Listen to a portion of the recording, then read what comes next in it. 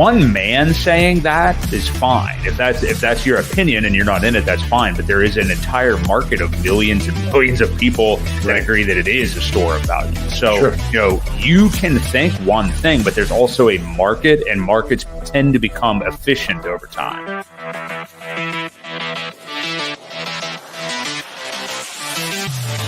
We do know that you will always get paid in Hex on a daily basis. And that is truly the miracle that we call Hex, because it is trustless interest, trustless yield. Nothing will stop that contract from running.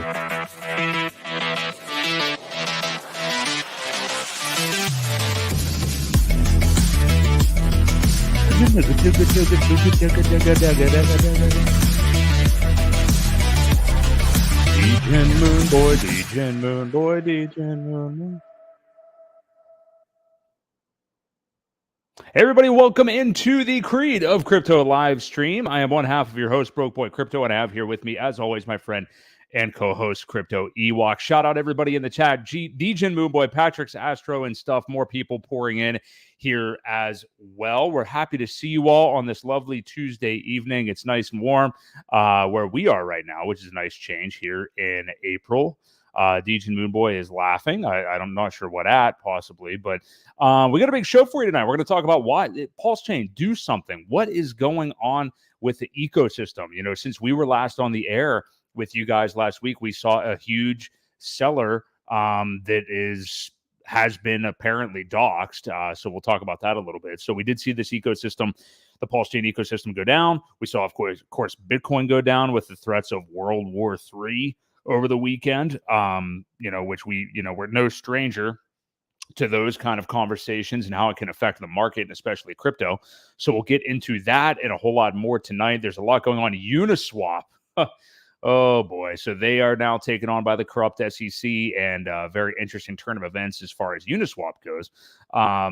We've got new CPI data and how it could affect the market for the rest of this year.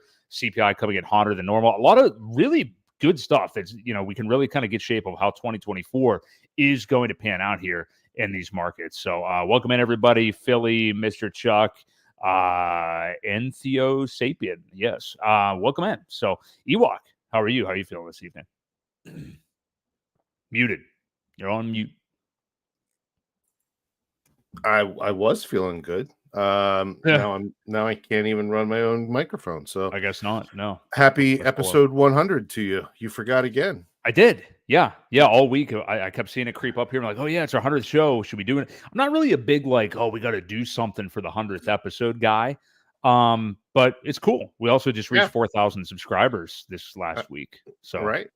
Yeah. Couple milestones. No, it's good. And like Patrick said, we have some green candles, which is unlikely for a Tuesday for us as well. So things are, 2 days till the halving. 2 days and whatever it is, 2 days, 18 hours, almost, a little under 3 days. So, that will be somewhat exciting as far as a launch pad to kind of, start these next couple months on our sideways journey for, couple months here, and then we'll get some action, hopefully, and then it trickles down into this ecosystem, and that's the way it usually plays out. It's just a long, grinding road that we have to go through to get where we want to be. Yeah, and I think that's where we're going to be here. We were talking before the show for a matter of months, kind of with crypto in general. But yeah, not seeing the customary creed of crypto dip. Matter of fact, I bought this morning. And hey, before we even get into anything, everybody should be taking advantage of the GUI on Ethereum right now.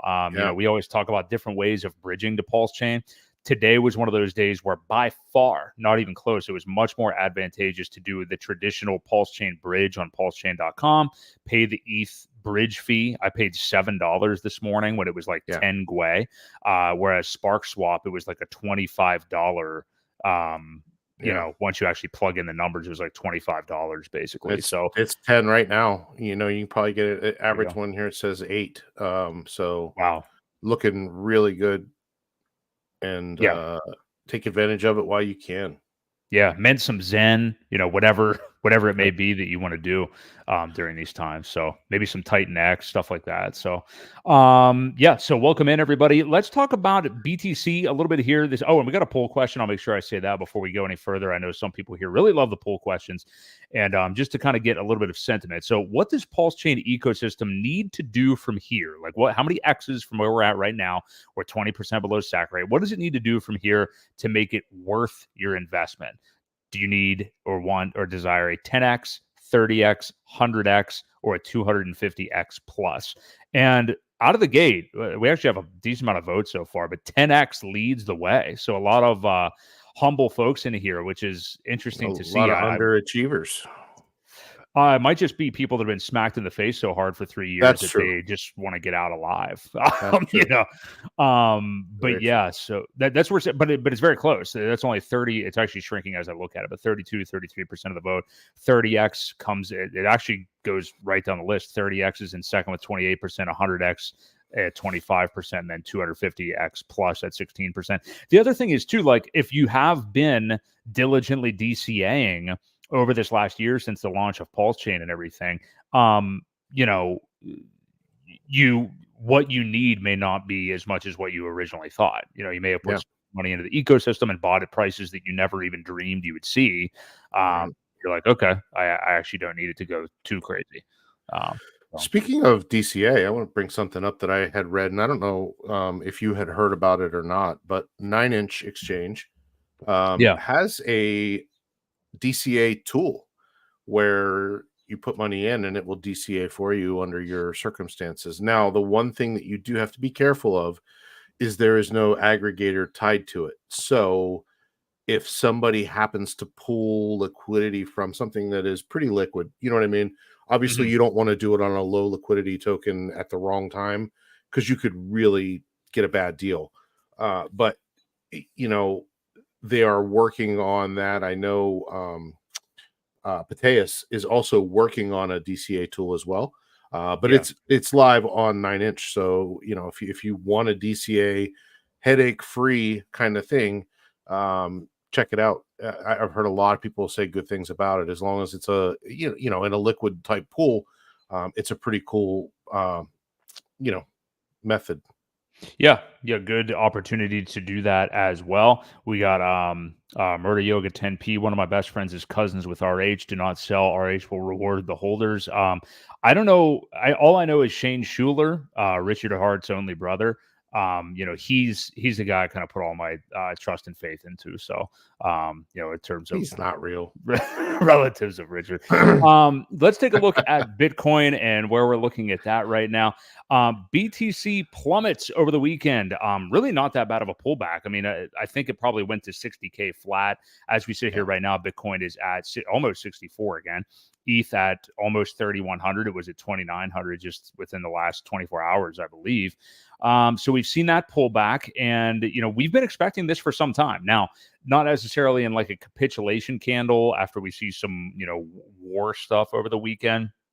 Not to belittle anything that's going on, but just obviously all of the kind of grifters and political commentators are going to you're always going to hear World War III stuff. That's just what people do for clicks, obviously. But, we expected this either way. It's basically just that now this war thing is going to be the thing that they assign to all this happening and, pick a narrative to fit the chart. I think we would have got here at some point one way or another, even if it wasn't on one big dip. But I still think we're probably going to go a little bit lower. Again, you and I have been talking about it for some time, Ewok. But you can tell there's a lot of people that seem like they're experiencing their very first kind of crypto dip just with some of the reactions to this. So it does suck that war can be good for markets usually. It is just kind of one of those things.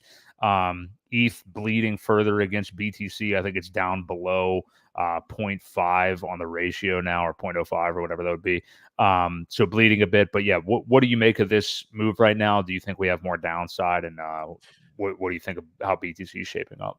I think it does take a little bit more, not much, obviously. Like I said, the having doesn't always signify the bottom of whatever dip. It can be a couple days before, a couple days after, till the sentiment changes. However, the supply shock is a real thing.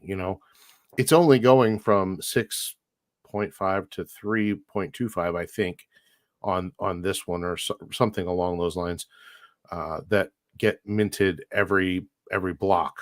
So yeah, I could see a little bit more here. I saw something the other day about creating a CME gap. Again, I'm not sure where the gap is, because there's still a lot of things that when this went from 51 up to 63, I think there were a lot of gaps left in here, because this move happened pretty quickly. However, we've been there before, so they could have filled back here.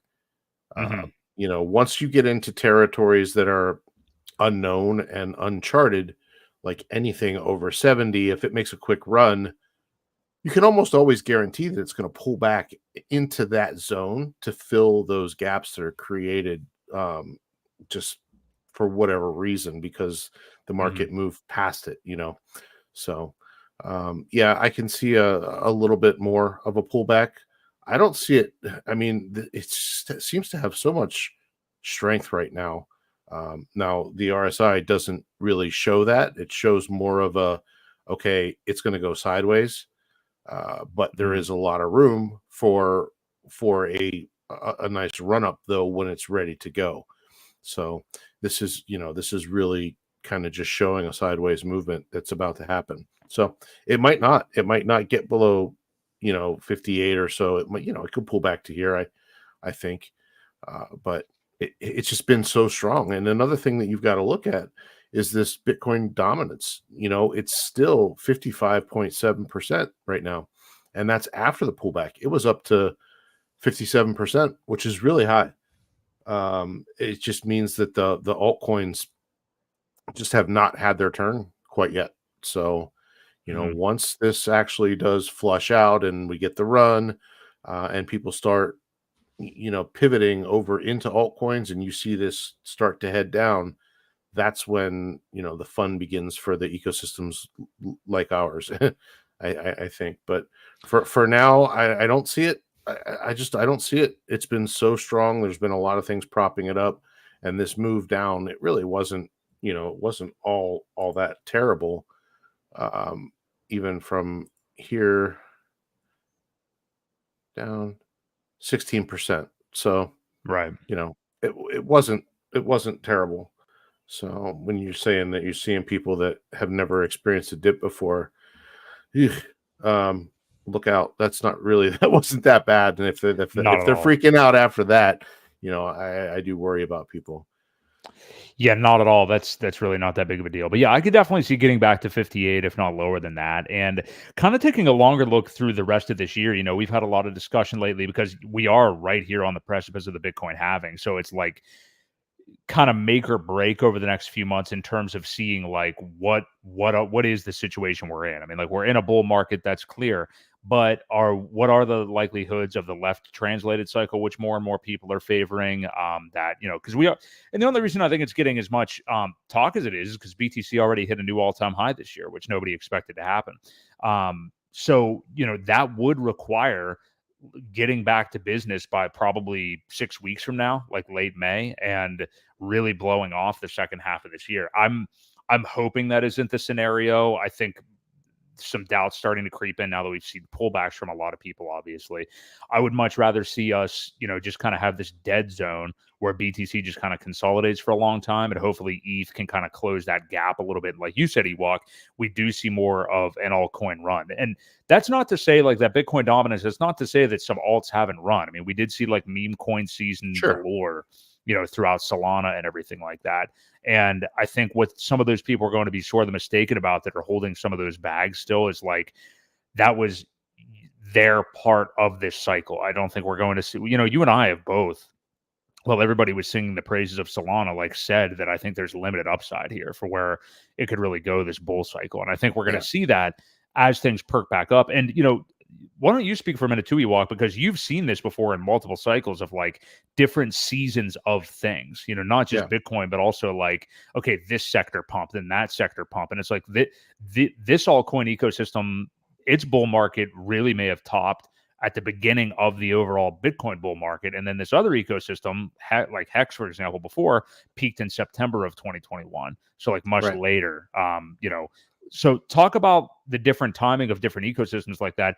And we'll in a little bit, we'll get to like PulseChain. Could it duplicate something like what Hex did and kind of be a laggard? But yeah, how about like different ecosystems like that? Well, yeah, I mean, they all take turns.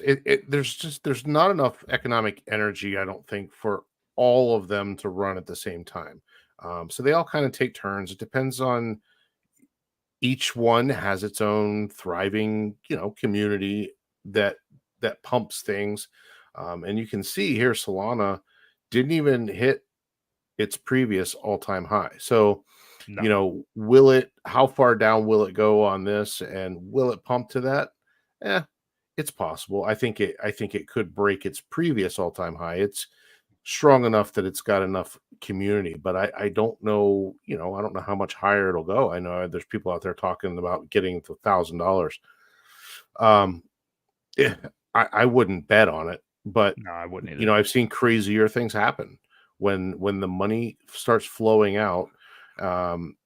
Crazier things have happened to different ones. I mean, you look at even Aave is still way down from its previous, so that one hasn't had any kind of chance yet. Like I said, they all kind of take turns. It's weird how it goes, and everybody kind of picks a time or whatever to rally the troops. And yeah, I totally agree with you saying that Hex, PulseChain, those type of things, I think there'll be a trailing, a very lagging pump as far as the rest of the market goes. I think it'll be one of the last ones. RH is the type of guy that likes to talk numbers, likes to talk things and say, hey, this thing's running now. This is one of the only things that's running now. And I think it could just kind of light a fire and be one of the very last ones to pump before we head back into another bear cycle. Now, I don't think that'll happen until after 2025. So don't take that as it's already over type message, and we got to endure this whole thing again. That's not the case, but I think there's a lot of good to come. I think it's going to be sideways up, a bunch of stair steps for us anyway, till we get to where we need to be. But it's really going to depend on sentiment and how this Bitcoin market does play out. This is a different one, right? We've got the ETFs now, so we'll see how it really takes off, and how quickly does it get to 100 grand? Does it even get to 100 grand by the end of the year? I don't know, right? But that could really depend on how much money does pivot out and when into the alt markets. And if it goes that high pretty quickly, I could see things starting a little bit sooner than people anticipated in 2025 for some of our ecosystems. Yeah, I think the higher the Bitcoin would go by the end of this year, the quicker we'll start to see things happen in 2025. Sure. But definitely not preferring the left translated cycle thing. I mean, hoping that maybe we just consolidate here as far as Bitcoin goes for 6 months, like in a certain kind of range. And then things really move up a bit at the end of the year. And then things look kind of like a normal cycle like we're accustomed to seeing. So we'll see how that plays out. Looking at the PulseChain ecosystem prices. So yeah, we will get into kind of the gigantic sell that happened last week. And to kind of in part be a catalyst to where the prices are right now. But we got Pulse actually moving up a bit, as Patrick said earlier. It's 20% below SAC rate right now. PulseX at this is the real insane one, but 69% below SAC rate at the moment. Incentive token at 375. Hex at 0.8 of a penny, and eHex, if anybody is interested at all, at 1.6 tenths of a penny, I guess you would say. Hundreds.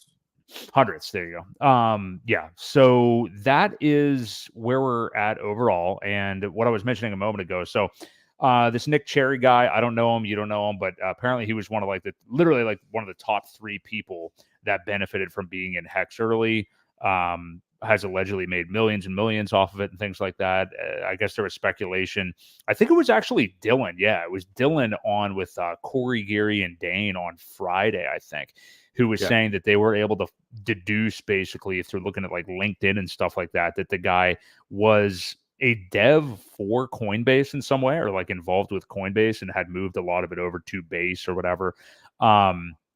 But yeah, he sold 3 million worth of Pulse in one go. 3 million Pulse wouldn't quite hurt the price that much. No. But looks like he's totally out of the ecosystem now. The Pulse price, it was freaky. If you were watching any of that Friday morning, I mean, it went down hard and fast, and there was a big wick down. I mean, the whole way down to, I think, about 55%, 45% below SAC rate. But it did start to float back up to this level of support that we're at right now. Everybody's been talking about the key number of like 4 zeros and a 7.9, 4 zeros 8 or so, which is where we're sitting literally exactly right now. It was interesting to get him out. I mean, it's one of those things, kind of like the whole war timing with BTC is just like, were we going to come down and touch these prices anyway? Whether it took a little bit longer, or whether it was because of one whale capitulating or whatever, we were probably going to get here at some point. So what do you make of that? And if you wanted to pull up the Pulse chart, we can look at that for a minute too, Ewok. Yeah, I before I do that, want to acknowledge Nonstop Hex. Thank you for the $20 super chat. Hex postcards design contest alert. First place wins 800. 4 days left to submit your design that could onboard the wealthiest people in the world to Hex and PulseChain. Thank you for the super chat. And if you have a link or something that you want to post that we can pass along, please do it in the chat. I know I checked those out before. I sent it to you one night. Coffee tweeted about it like 2 weeks ago at this point. And there were some actually really cool ones. But yeah, I don't remember what the link was. So Nonstop Hex, if you're still here, drop that as well. Yeah, drop a link for us. We'll share it for you. Yeah, we appreciate it. Yeah, but there were some very cool ones for sure. But anyway, yeah. What do you think? I forgot what your question was. Well, so Nick Cherry getting shaken out of the ecosystem. Oh, Nick Cherry, yes. And so getting to that price, and then the Pulse. Yeah, I mean, so he pulled out I think he was, like you said, in the top 3 as far as earners, as far as value extracted. I do believe he has pulled out $16 million total. But again, he is out completely. He's gone. He's washed. So, glad that he's getting out at these prices. He's extracted enough for a long time. So, yeah, I mean, times like this, man, this is what we need to happen. And I really think will be more. I think there will be more people that get shaken out, which is good. It's good. It's healthy for the ecosystem. It's healthy now because you don't want them to sell later. It's not hard to figure out that you'd rather have a whale get out while the price is cheap than you would when it's expensive and really extract a lot of value, because then they've got a lot more economic energy to continue to do it. So, at this point, like I said, I'd rather see these guys get out now and wash their hands with it. And only the people that believe and have been here will prosper. And it's part of the game that we play. Hopefully the people that for the majority of most people buy tops and sell bottoms, and that's how the market cleanses itself and primes it for the next run up. There are very few that buy low and sell high like he did. He was one of the lucky ones but again, he's out. So we don't have to worry about him anymore. He may buy back in when things go crazy. And at that point, he may have a lot of economic energy to pump the price again, which, we know now what kind of wallet that'll be. It won't be a long time holder. And so one of the people you've got to watch out for. But again, they're out. So let's move on to continuing washing and cleansing out the rest of them that don't believe. Hopefully we can do that. I think 50 weeks shakeout will last a little longer than 50 weeks because we should be almost there in terms of 50 weeks to shake out the losers that don't believe. Basically another week. One more week, basically. Yeah, we're getting close, but I wouldn't mind it going a little bit longer, and I think it probably will. And really cleanse cleanse the dirt and get rid of it. It'll really springboard after that, I believe. What do you say? Let me ask you this, and we'll just look at the pulse chart real quick. But what do you make of this? Because people are saying, like, how long are we going to be dealing with some of these toxic hex OGs that made so much money and are just going to keep holding this ecosystem down by cashing out, not believing in the long-term vision? Because it's one of those things where, like, I understand newcomers to the ecosystem feeling that way, that haven't had their chance to kind of make hay yet, despite their long pain and suffering and holding and Right. DCAing and all that stuff. I understand that, but then also, not that I necessarily have like empathy for any of these whales that are dumping or anything, but they also have lives to live, and it's like, hey, it's my money, like I'll do what I want to with it. So. Sure. But yeah, what do you make of that though? The people that are worried, like, oh my God, all these like OG hexicans are going to dump and stuff like that, or some of these guys that have faded away that used to be, faces that were out there streaming. We obviously have some great ones like yourself, Crypto Coffee, Matty Allen, Johnny Chaos, like all these people that were around and are still visible, but then a lot of people who aren't. But like, what do you make of that fear that it's like, oh, there's all these hex OGs with all this money that are just going to dump on me and stuff? Well, the perfect time to buy it is now. I mean, you're not going to get these. I think it was 3 years ago. The price was around here. Yeah. And if you're feeling that way and you're not buying it and trying to accumulate so that you can get a bunch on the next cycle, then I don't know what to tell you. Then you're just going to bitch and complain about it anyway, right? You're just going to be unhappy because somebody's got more money than you, or somebody got in when you didn't, or maybe you wanted to but didn't. It still goes back to delayed gratification, and if you can buy at these prices, time it and wait 6-7 years, even maybe 8 years, 2 years or 2 cycles from now. Who knows what the price will do, but it's a long shot, and I think it's totally worth it. I think this whole thing's going to come back. It's got to rinse, and yes, there were a lot of people that minted a lot of money in the beginning, and they were rewarded with it. They got in early. You don't understand the amount of hate and gatekeeping and all the death threats and things like that those people that you're bitching about went through. They held, they believed, and now maybe they are selling out a little bit, but good. Now's your time. Richard always said, I wanted to design this so that there would always be meat left on the bone for the next guy. And here you go. Here's the meat on the bone. You're looking at prices right now that, once this stuff is gone and once the supply dries up and people start taking it off the market, these prices are going to go crazy. There's very little out there. If you look at Hex Daily Stats, and look at the staking number, like the people that are staking, I'm going to pull it up actually, because I want you to see this. And it's not, while you're pulling it up, I want to make another point that you're not saying that I think is a good point for those people too to realize about, like, if you're afraid of, oh, these hex OGs are going to dump or whatever. I mean, there's really not an ecosystem out there at this point that is more organic than the PulseChain one that you can go get involved with instead, that has, not only will it have even bigger whales dumping on you, but it will be like venture capitalists that you had no idea that they even got the pricing that they got, right. like seed rounds prior to Solana launching or whatever, other chain you want to use. With PulseChain, like, you can see all this stuff happening. We know who the people, like, literally the people get doxxed practically. So you're not going to have that on other chains, and the dumps will be even bigger. So I mean, this is just kind of a necessary evil with some of these markets in crypto, especially, that is going to exist. And it's kind of the price you pay for being in a volatile asset like this that you're not going to see, as much in the stock market and stuff like that. So just something else to keep in mind. Yeah, I'm looking for it, and I don't know where the hell it's at. I saw it the other day. Well, why don't we? But anyway, the number of stakers goes up continuously.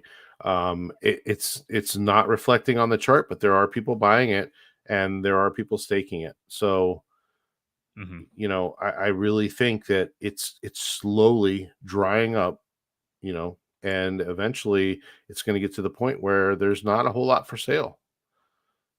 So, yeah, and T-shares getting more valuable as well. Well, the T-shirt price goes up every day too. Yeah, for sure. Yeah. Do you want to just pull up the pulse chart and we'll just take a quick Sure. look at it to see where we're looking and to see, because again, this number that we're sitting at exactly right now as we start the show is really a number that a lot of people were calling out as support. I think it is the 21 EMA. I think it's like sitting right at that point, or the weekly super trend maybe.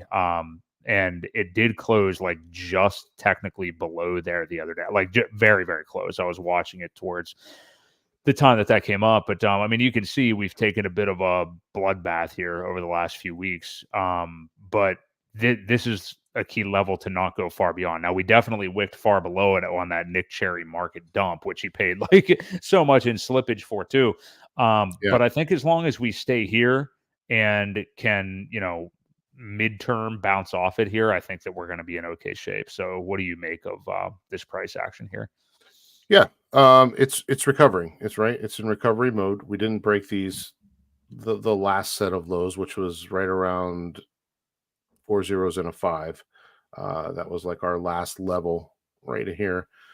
It did get down to 6662 or so, roughly. Number of the beast. Yeah, the number of the beast. But it has recovered, and there's see a little pennant forming here. It's kind of closing off.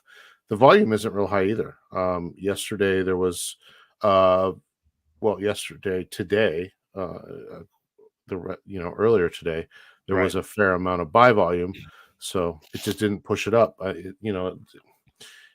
Again, I think we're going to have some slow, steady. It may kind of come back into this territory where you're going to see this a little bit, a little stair step up with some red candles mixed in between.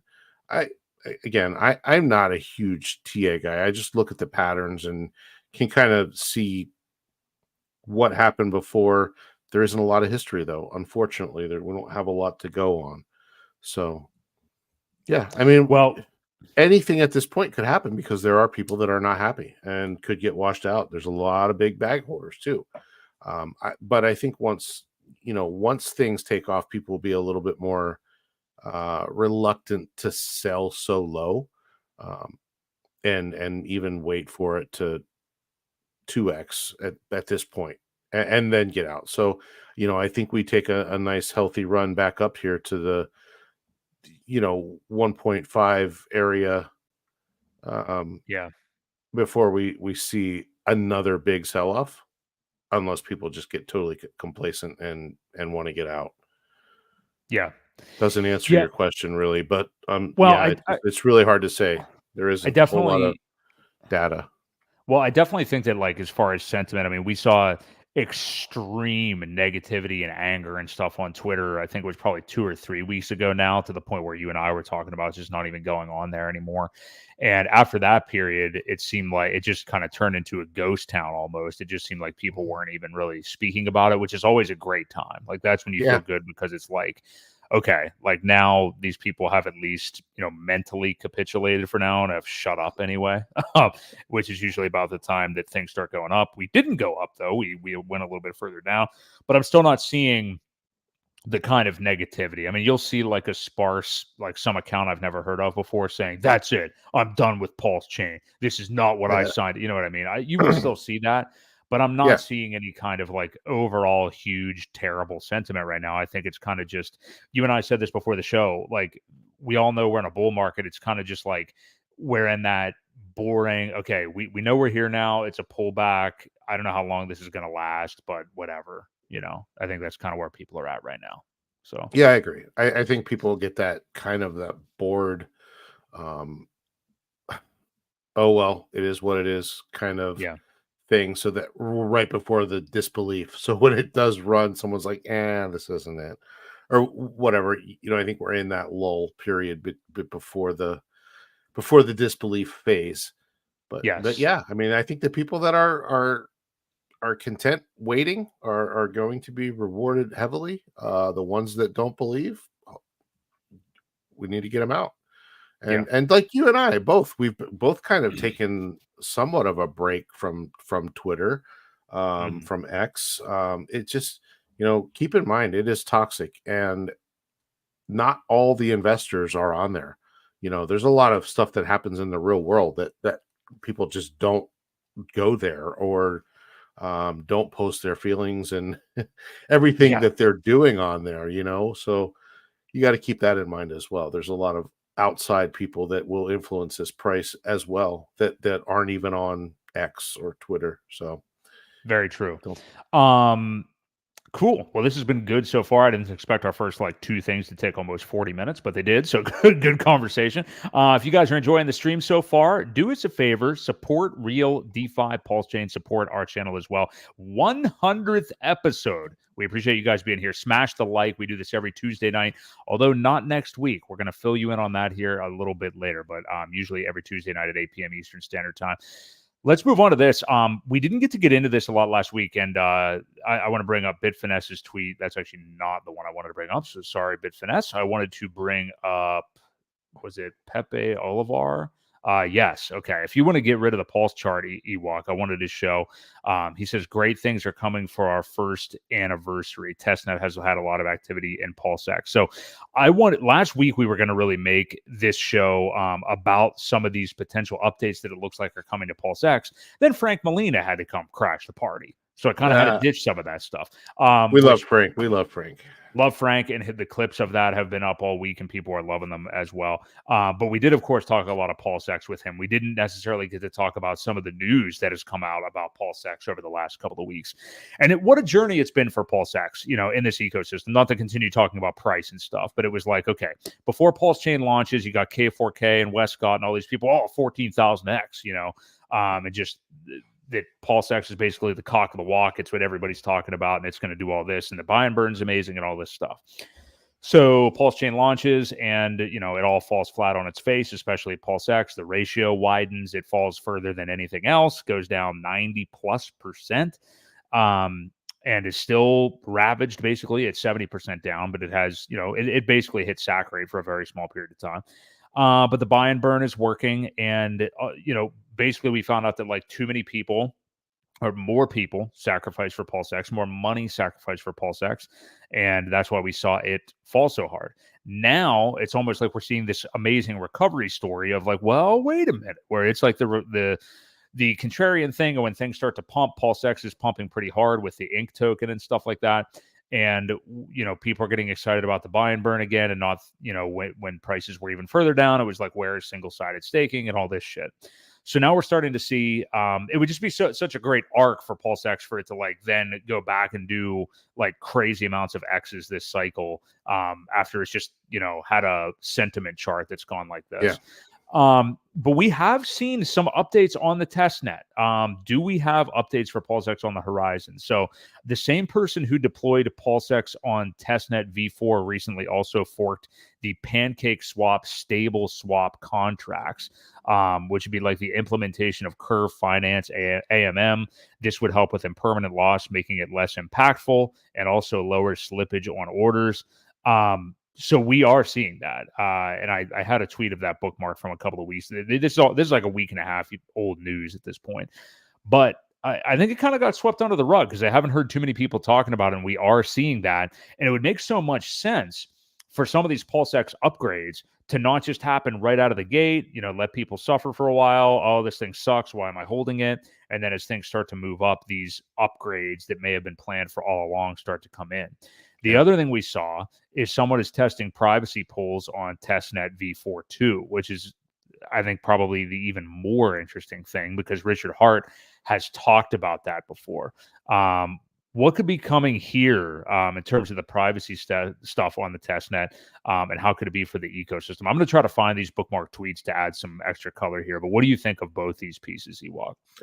Well, yeah, I think all along it was to just release it in the, minimum viable working thing that they could get out, because people were bitching so much that it was taking so long. And I think the plan all along was to, let's make it work. Let's make it work strong. We don't want it to fail, obviously.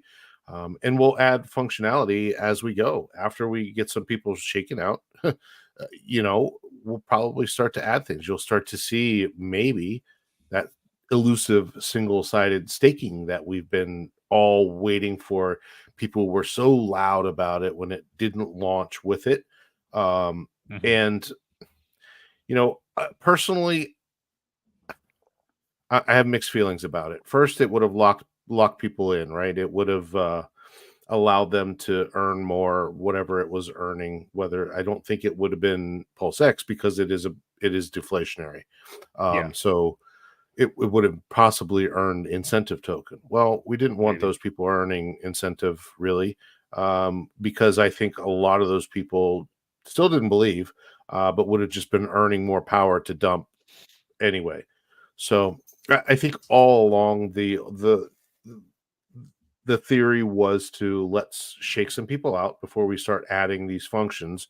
It'll give us time to work on it in the background without people, being all over our backs about when PulseChain type thing. So it's great. I think the privacy thing is something that a real DeFi should have, right? It's one of those things where Richard has always talked about it wanting privacy for many reasons. If you have a business, you want to be somewhat anonymous if you're paying people. You don't want everybody to know how much everybody else is making, things like that. You don't want your vendors or whatever to know what price you're spending on supplies or whatever it may be. Anyway, there's a lot of good reasons for privacy, and very few of them are nefarious reasons. So Richard has always been a very strong proponent of that. So that will be, I think it will probably be one of the first ones to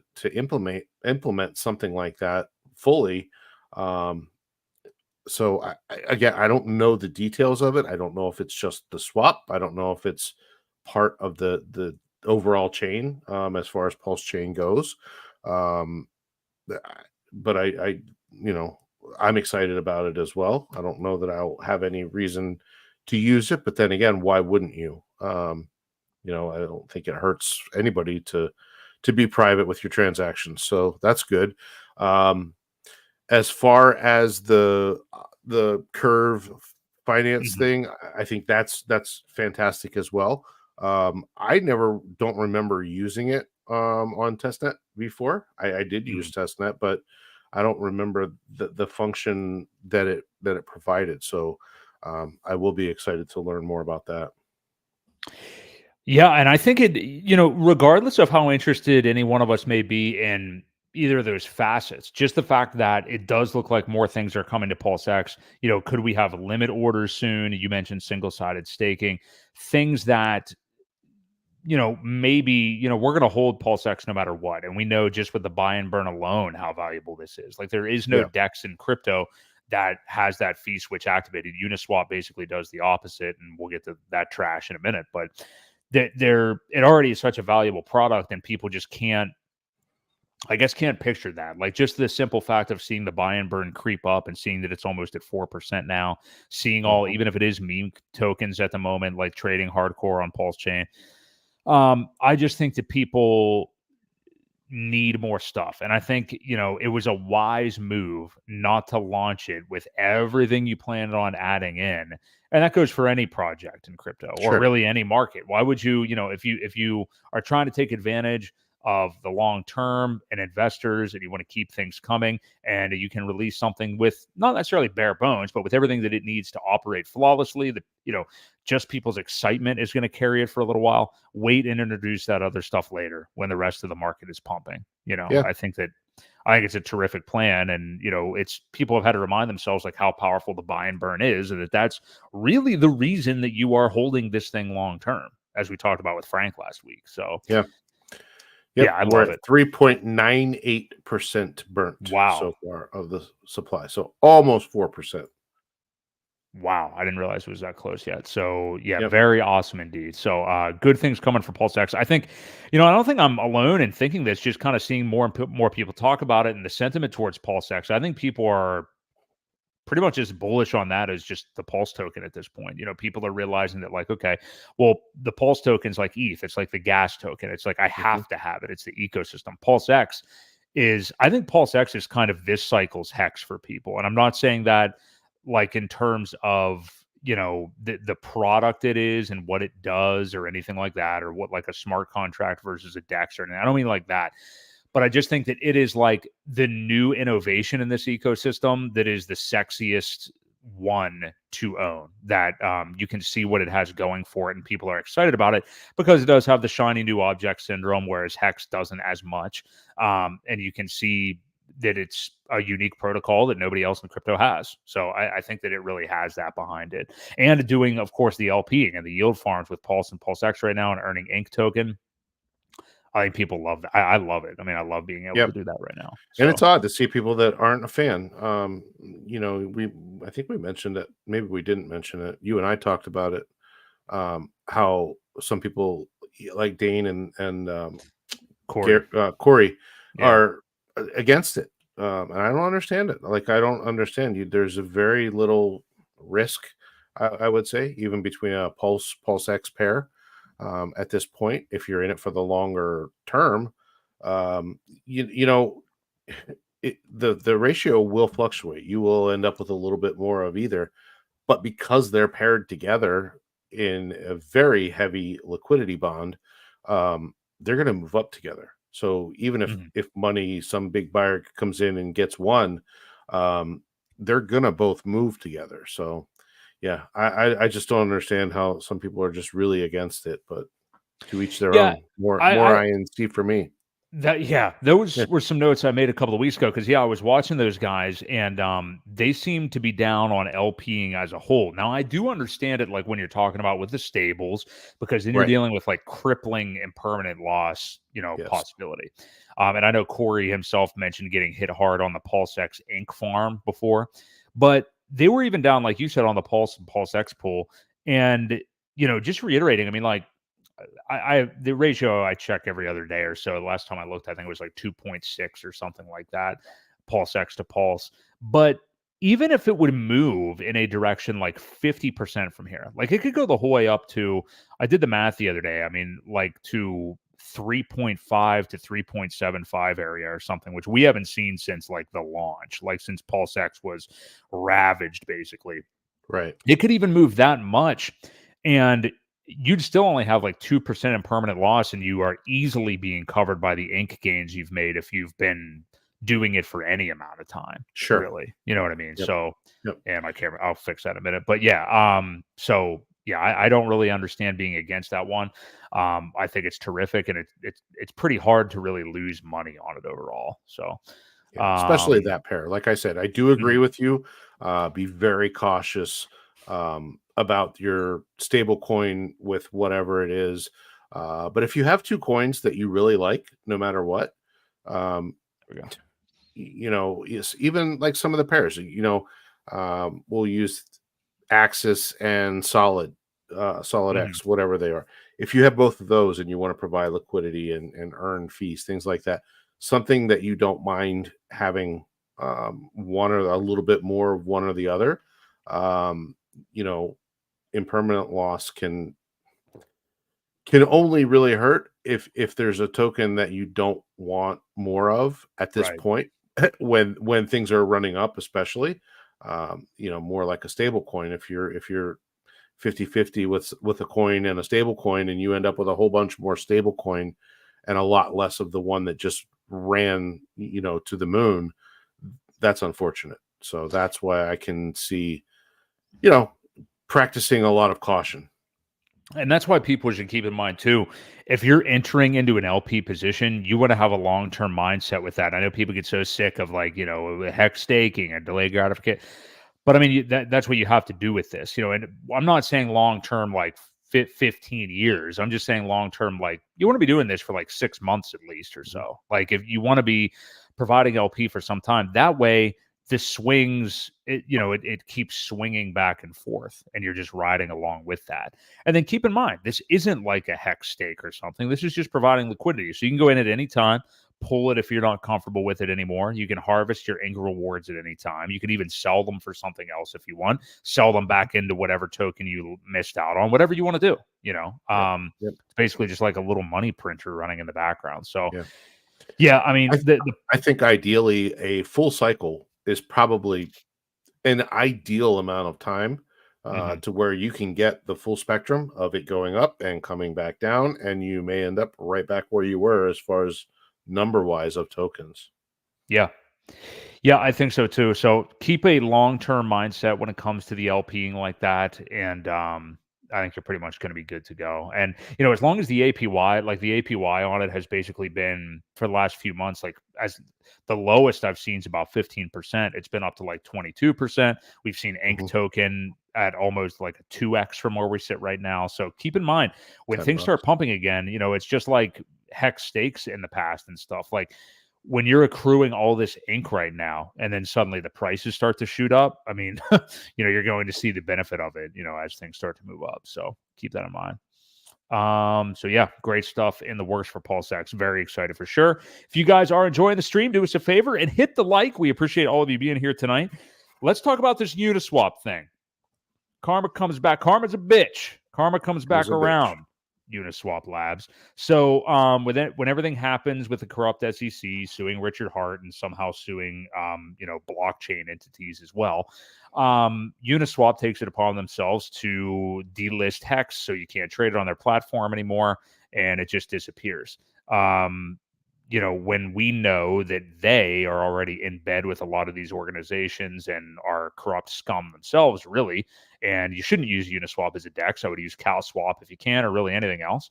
But they now receive a Wells notice from the SEC, which is very interesting indeed. Not that we're rooting for that, but it's interesting to see these kind of things happen when you don't take a stance and the market prior. Richard Hart actually tweeted about it. It was the first news I saw about it was from him.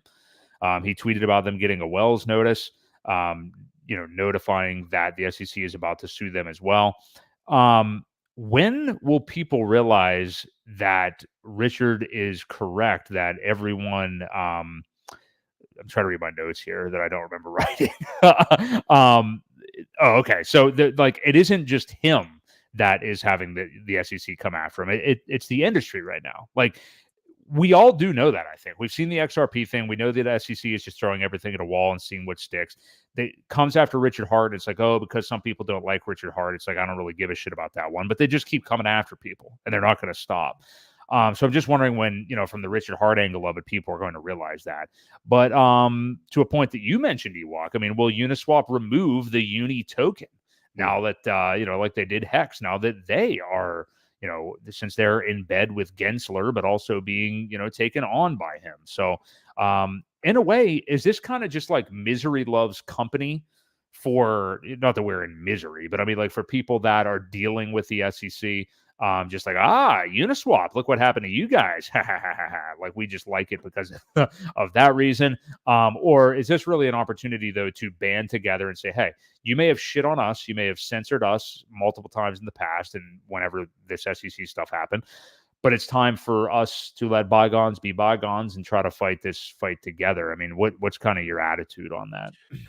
Yeah, I think that's the way it'll, eventually play out. I do believe that Richard is the bigger man in this situation, literally, but no. Well, I mean, Hayden Adams is a very, if you want to talk about like kind of a small soy type, individual. No, I know.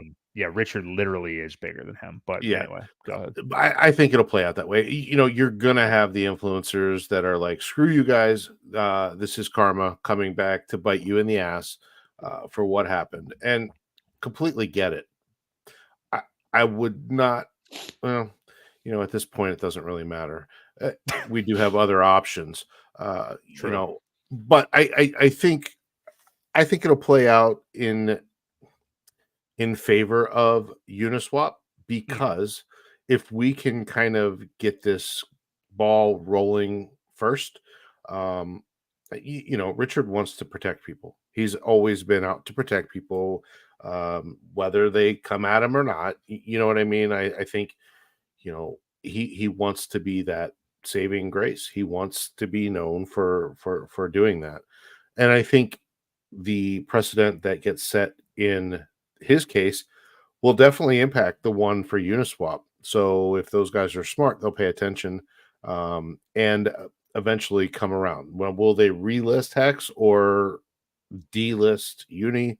I doubt either one of those will happen right away. Anyway, we'll have to kind of probably see as far as a ruling goes until that happens.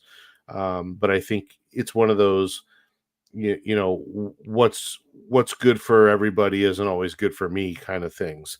And they're not going to punish themselves and their own token, just to prove a point. It's not going to happen, although they should, but No, it won't happen. definitely not. Now I know even when they delisted it kind of from their front end, we had other workarounds because I think there's still liquidity pairs on Uniswap for it.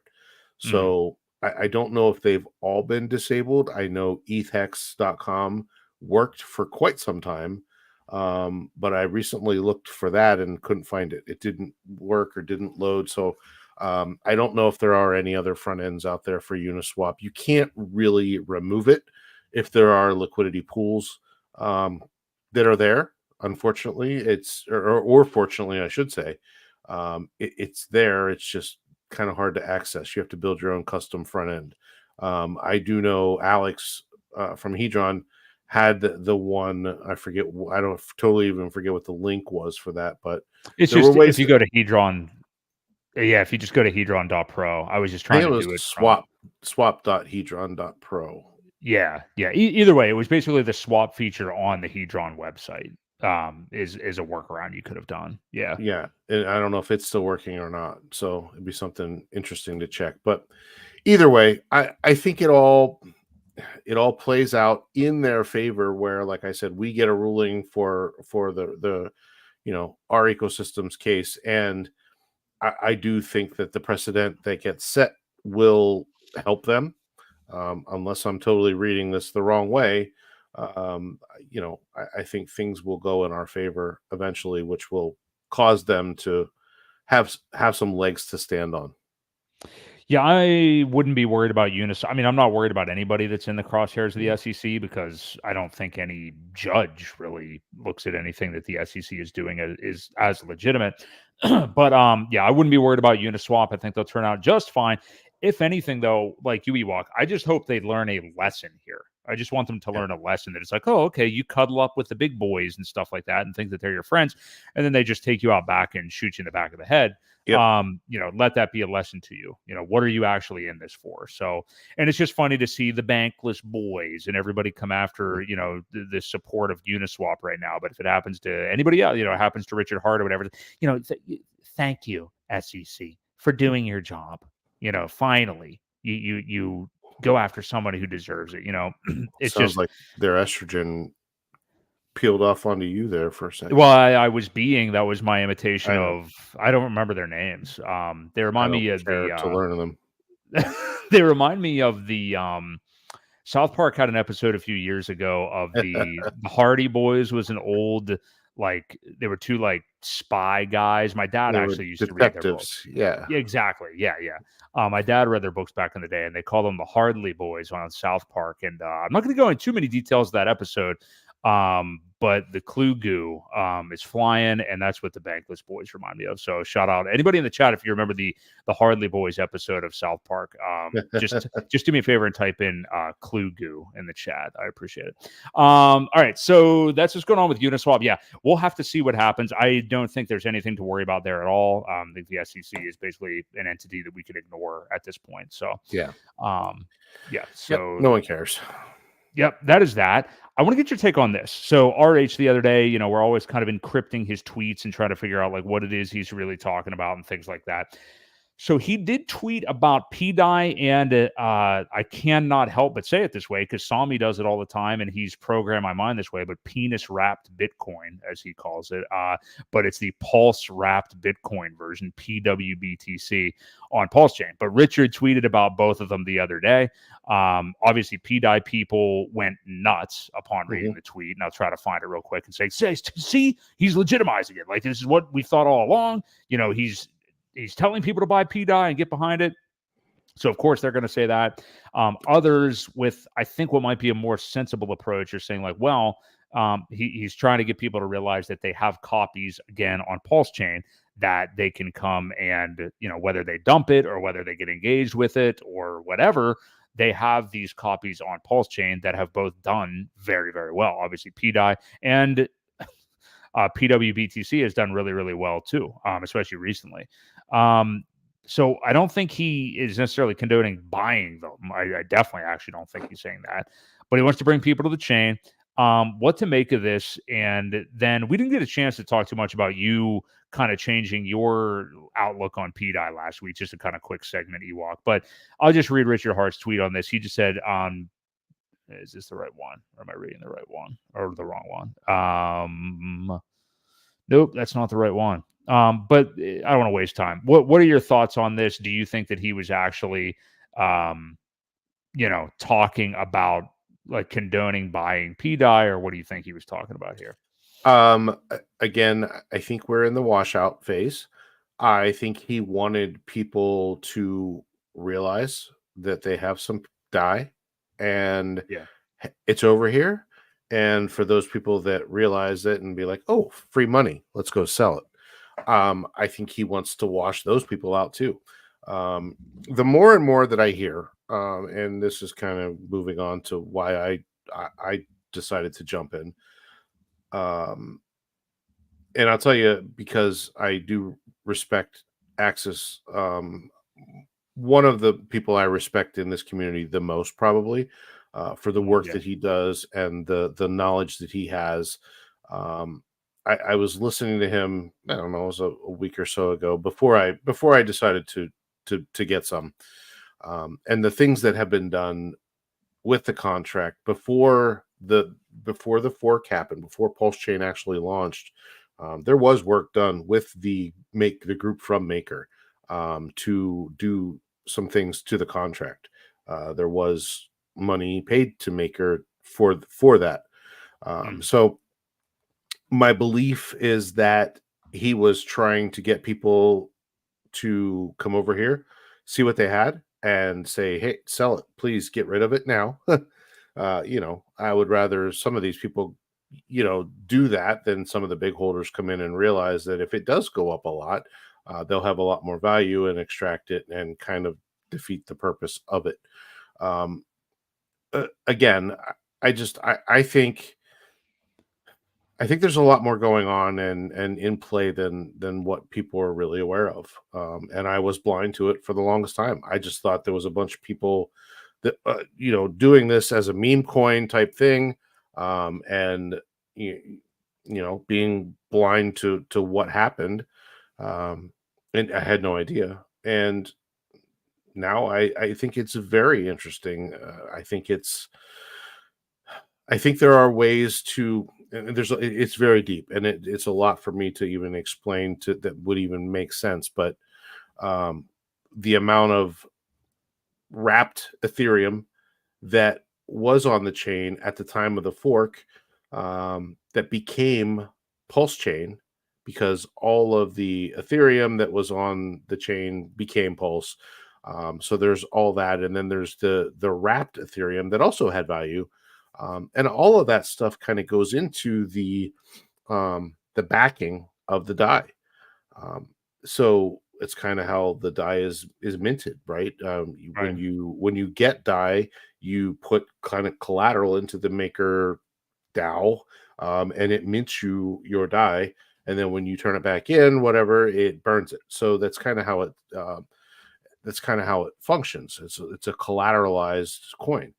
So that function, though, was turned off. There is a switch where you can turn it on and off, and that was part of the upgrades or whatever that were done because it can't mint new yet because there isn't a value that's set.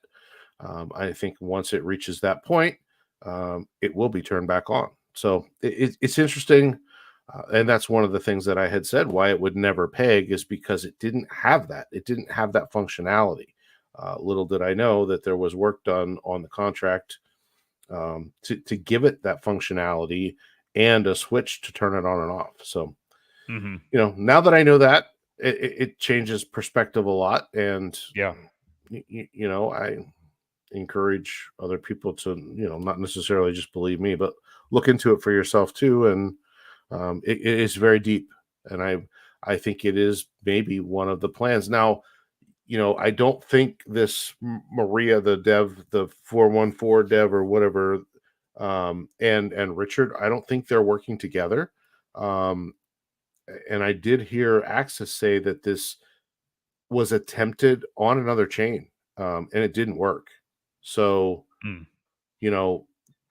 I don't know the chain that it was attempted on, so I don't know the background if the chain just kind of didn't pan out.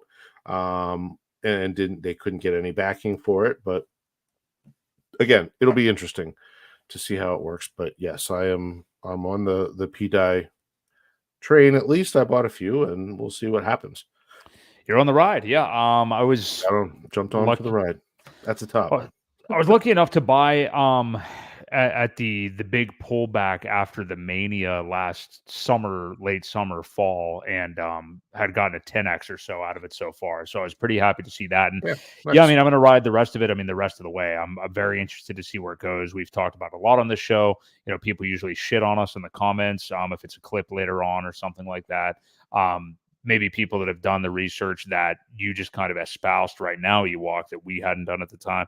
I mean, either way, whether you know all that stuff or not, or you just see that there's like a burgeoning community about it that is hell-bent in believing and seeing all this stuff, it really doesn't matter to me. Like, to me, it's just like, okay, well, wow. I mean, these people are rabid about it. It's an interesting narrative. I want to be involved in some way. I don't think there's anything wrong with that, really. So, so good stuff. And hopefully, I hope we do see that narrative. We don't even say world's largest airdrop or anything like that anymore. Now, PulseChain.com, if you would link it on Twitter, I believe that's still like the interface that comes up if you were like commenting on somebody to try to promote PulseChain or whatever.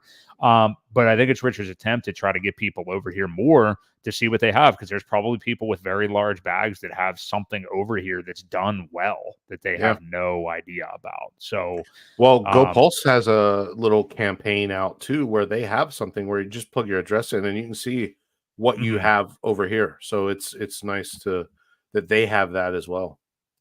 It would be fantastic to see that narrative in some way come around in the bull market. I'm just wondering if maybe we haven't seen, if maybe like there needs to be a bigger season for Pulse for, whatever, one of these big things catches to where like a bigger channel starts to become a little bit obsessed with Pulse. Not that we haven't seen that here and there. Obviously, Ben Armstrong talks about it, and then like Donovan, is entrenched within the ecosystem and stuff like that. But I'm talking like, Ran or who knows who, whatever. Not that we need that, not that I care about that.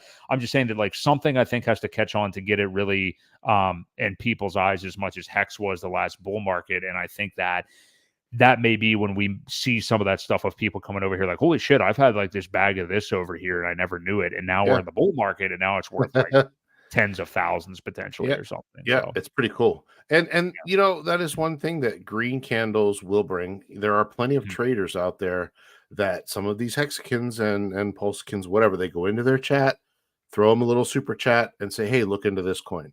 And they bring it up. And when there's green candles, they're like, holy shit, this looks really good. And I remember several of them that happening last cycle when Hex was doing its run up, and they were very moderate people. They like it or not, this is what's happening. This thing's going crazy. And they would talk about it. So that type of thing, it all adds up, right? It's compounded between several of them. It will, it'll take that, but yes, I think it'll happen again, and it will catch wind, and then people will be over here and be like, "That's pretty cool." Everything works. It's fast. It's cheap. It's all these are like a ERC or a PRC contract that we can deploy stuff on. One of the other things that's happening right now, well, I don't know if we intended on mentioning it or not, but with the blockchain conference going on, you have all the highest of stakes documentary on all the TVs on Emirates Air. So all those people got to see it, or maybe they didn't watch it. Who knows? Now they're getting flooded. But they may never make it back now. But right, yeah, from what I understand, is one of the bigger supporters or sponsors over there of that event that they're having. Sun Mini Meal, something meal. I forget. I was what going to it was get called. into it. Yeah, I can. Yeah. So essentially, if you guys did miss this that Ewok's talking about, and it was pretty much flooded on crypto Twitter the other day, not by hexagons or whatever, but by people that were going to this summit. It's Yeah. the blockchain summit or whatever, World Blockchain Summit that's in Dubai right now. Yep. Yeah. So the highest of stakes was pre-programmed right there as the default, almost like screensaver, like if you went on to Netflix or something and it's like, oh, this is the show, like Tiger King or whatever they're promoting at the time. The highest of stakes was just right there on every single monitor throughout these flights for everybody that was going to the summit, which is awesome. I mean, like there's plenty of pictures on Twitter of like people, like big time influencers with huge followings, either bitching, complaining, or just being whatever about it being on their monitor and sharing it, whether it was positive or negative. There's shots of like the entire flight deck with like it on all of the monitors, which is just so funny to see. Richard Hart with a crown. Yeah. But to what your point was, so the main sponsor of the World Blockchain Summit that is hosted in Dubai, April 21st and 22nd, I didn't realize it wasn't until then. I guess people are still flying in now. Yeah. One day after the halving, is a company named Sun Mini Meal. That sounds like a nice meal service, that you would get delivered maybe every month and make something. I don't know. But their token is UN on PulseChain. Soon Minimal is a startup company based in Switzerland worth 100 million and is growing faster than Red Bull. Connect the dots. PulseChain is going to be premiered in front of the World Blockchain Summit. That comes from OX Stylo. I got that on Twitter. Yeah. But yeah, really interesting. And it is there. And Dubai is underwater now. Literally, the airplanes look like they are landing on water, like it's some kind of a Jesus type intervention type thing going on there. But so these people may not make it back, but they did get to see the highest of stakes before the end anyway. But yeah, so what do you make of that? It's very interesting. Just wild to see that. And I have to look into that UN token. I haven't really done that yet, but what do you make of all that, Ewok? Well, I think it's pretty cool. My reaction though is I want to see some of those people saying that they watched it, and right. I want some honest reviews from them. I think it would be good to anybody that posted a picture. If any of you hexagons want to kind of troll any of them, go under them and say, "Hey, did you watch it at least? And what did you think?" I'm very curious to hear some responses from them, because it was well done. Whether you like Richard Hart or not, it was a well done, well put together documentary, and it wasn't all a fluff piece. It wasn't, people may have thought that going into it, but it wasn't what most thought it was going to be. So yeah, I'm very curious to see that, and I think it's getting the name out there again. It's name recognition. Most of the time, it takes 7 exposures before somebody feels comfortable with something, and it's just another one. They're going to hear about it. They're gonna eventually see it and try it. So I think it's pretty cool that token is exclusively launched on PulseChain, and it's just one more thing to get the name out there. I thought it was well executed marketing thing to put in front of people on a however long that flight is. What is it? It's got to be a 8-hour flight, probably. Yeah, 6-hour flight. That's a long one. I would imagine.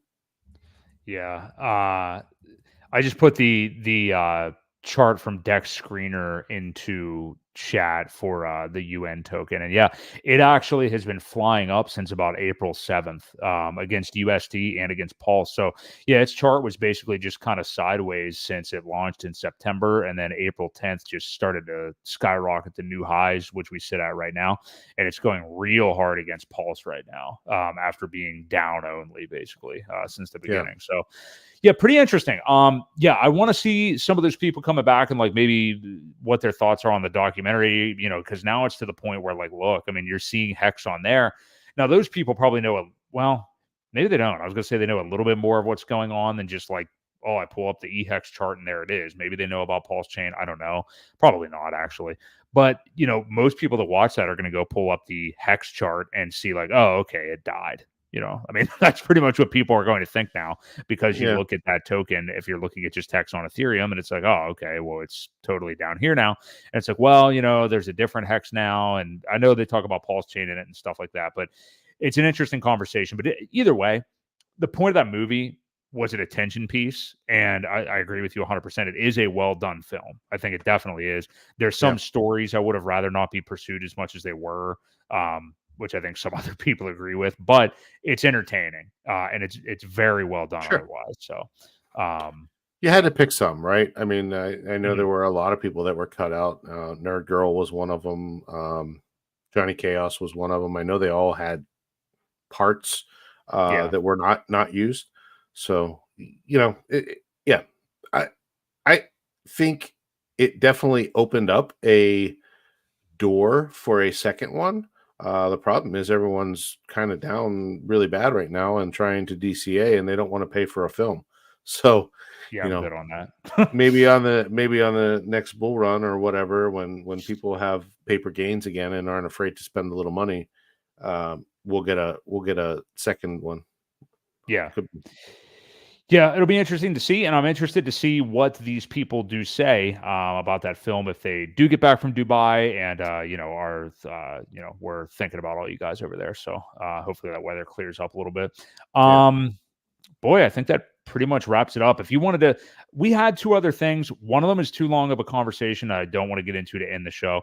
But I think if you want to, Ewok, we should probably mention what's happening with Coast right now. I'll let you take the reins on that. We talked about it before we went on the air. But we had some news with, so, for those of you keeping up, OX Coast is, a great way to get on-ramped onto PulseChain. Basically, without using a bridge, you can just get onboarded into Pulse directly.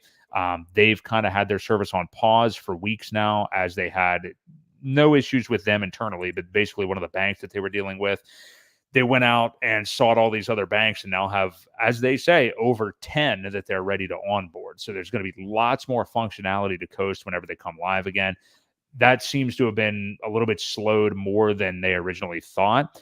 And I don't know how much one has to do with the other, but the CST Coast stablecoin depegged this past Friday from $1. And so I'll just leave it up to you, Ewok. How close are they to going live with these 10 new banks?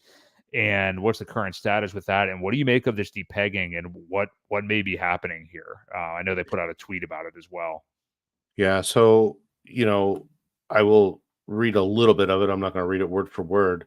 But they said payment rails were operational. They're in a position where they could turn it on. However, they want to have a little bit more stability, redundancy, and reliability through the next few years. So I'm not really sure if they could turn it on, why they didn't, and then work on some of that other stuff in the meantime. Was a little questionable. I have faith in these guys. I think they have a great product. I think they put out a great service. And I like them and I believe in them. Unfortunately, this is now the Coast token. Right. And it is down to 83 cents currently. Again, if you believe in them and you want a 82 cent dollar, there's a play for you as well, because I do think it will come back and peg. I think they've put way too much into it to go away and not work or not work out, not finish it, whatever. Again, I think if we can get enough people to arbitrage this back, it should still be worth $1. It will be worth $1. But again, it's a very, I would say at this point, low risk play. If you want some 83-cent $1 bills, go for it. Have at it. Yeah, I mean, there isn't much to say. They don't give too many updates right now, other than, you know, they could turn it on, but they want to shore up some other things. Maybe now is the better time to do it, when things aren't that busy, whenever, you know, prices are down, whatever it is. I don't know how I feel about them being able to, but not doing it. So that's my only kind of question about it. But again, I have complete faith that they will launch it and we'll get that dollar peg back. So if you want a fairly low risk play, there's some 83-cent dollars for you. Yeah, and I'm with you entirely. And I mean, it's a shame that they haven't gotten it back up and running yet. You know, as we're still in like prime DCA zone, and they've been one of the best spots to do that for this ecosystem. You know, for people that are not as accomplished or maybe get stressed out by bridges, because let's face it, I mean, they are something that, you know, can be a security risk for you. Like sometimes people don't want to use bridges, and there's certainly ways of making it more secure and using different wallets or whatever you want to do. Right. But, you know, the ETH fees can be exorbitant sometimes, not right now. But the, you know, regular PulseChain bridge is a fantastic option right now. We've talked about Spark Swap on here, but right now the fees are actually not as good, especially if you're, well, really for any amount. They're just not good compared to just bridging on the regular. If Gwei is below 20, I'm using PulseChain.com's bridge. You know, that's pretty much what I'm going to do. But yeah, we want to get Coast back up and running. Everybody loves Coast. I mean, they're one of the, you know, of all the things that have been built for or on PulseChain, I think they're one that people have been pretty much unanimously behind, and for very good reason. So I'm hoping they get this sorted out soon, and I'm definitely not worried about them. So yeah. Likewise. All right. Well, I think that pretty much wraps us up. Great show tonight. I was going to say we typically do this every single Tuesday night at 8 p.m. Eastern Standard Time, but we have some unfortunate news we need to let you know about. The future of this channel is going to be altered. Okay. You will not see us here next Tuesday night at 8 p.m. Eastern Standard Time. And unfortunately, that is because we are now moving to Wednesdays again. So if you were somebody who had viewed this show from the very beginning, this was a Wednesday night, 8 p.m. Eastern Standard Time show. We are moving back to Wednesday nights. We have some life things happening that are going to kind of necessitate that. Thomas Anderson, I think, got freaked out from my tone there. But we are moving to Wednesday nights, which I prefer. I know Ewok prefers, so we don't have to go up against that Matty Allen guy. So we're back to Wednesdays. It will be a little earlier, though. We're going to start at 6:30 Eastern Standard Time, though, starting next Wednesday, April the 24th. Definitely it'll be a little bit earlier in the evening, but yeah, I would much rather be doing this Wednesday night. And it gives us a chance, I think, to get some of, you know, frequently with us doing Tuesday night, some midweek news comes out that we end up having to push to the following week. So this gives us a chance. We're actually tired of the red candle Tuesdays. We're hoping for green candle Wednesdays. Yes, that's really the reason for this move. And Patrick kind of tipped us all off to it at the beginning of the show tonight. So yeah, that's the reason for the move. So we will be going back to Wednesdays. So excited about that. It will be an earlier start. So if you're going to catch us live, 6:30 Eastern Standard Time. Hex Girl was scared there as well. So I'll have to listen to that back and see if my acting skills were on point. But we'll be starting that next Wednesday. So appreciate all of you guys being here.